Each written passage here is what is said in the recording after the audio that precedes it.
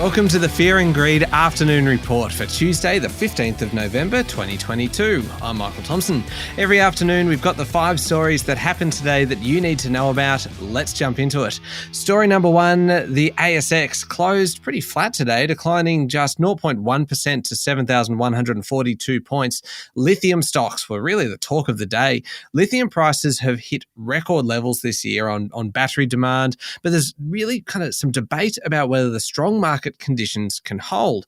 And that meant some falls today, some big falls. Core Lithium was down 16%, Allchem sunk 12%, and Pilbara Minerals shed nearly 9%.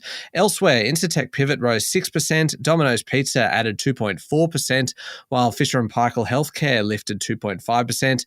On commodity markets, precious metals rose while oil slipped slightly. The Aussie dollar is buying just a touch over 67 US cents.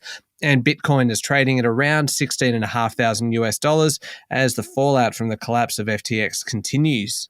On to story number 2 now, and AGL is on track to get out of coal-fired power by 2035 after shareholders approved its climate transition plan and voted yes to 4 of Mike Cannon-Brookes' nominees joining the board. It's being seen as a big victory for Mr. Cannon-Brookes, especially given he controls just 11.28% of AGL.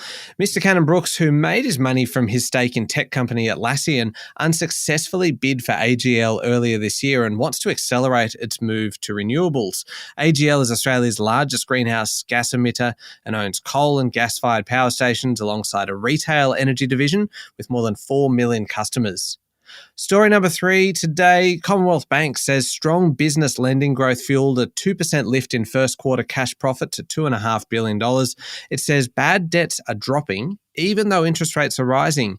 CBA says home lending increased 6.3% or $5.1 billion, and the growth meant the bank's net interest income lifted 16%. CEO Matt Comyn says his business customers are reporting strong trading conditions. On to story number 4 now, and the flood crisis in New South Wales has intensified, with Forbes residents told to evacuate as the Lachlan River rose faster than expected. Hundreds of people have been rescued from floodwaters in the central west as the spilling Wyangla Dam impacts downstream towns.